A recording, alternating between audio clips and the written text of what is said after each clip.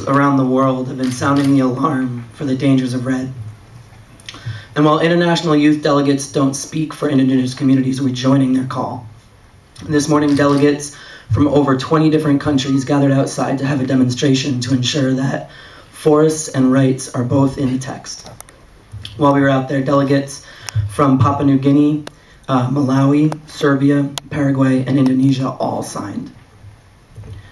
As it currently stands, REDD will not reduce emissions. In fact, it's going to expand them, creating global toxic hotspots around the world. The current text fails to address the drivers of deforestation and fails to safeguard Indigenous rights.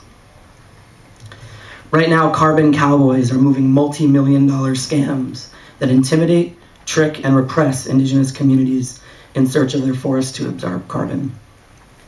This constitutes a new kind of colonialism, and as young people, we will not allow our generation to be party to the same kinds of mistakes of our parents and our parents' parents.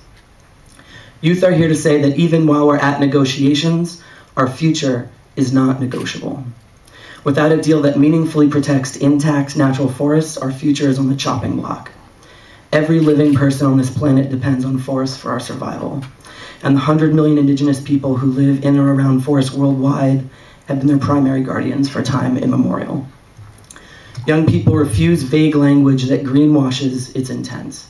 As my colleagues have noted, forests is not a code word for monocrop plantation.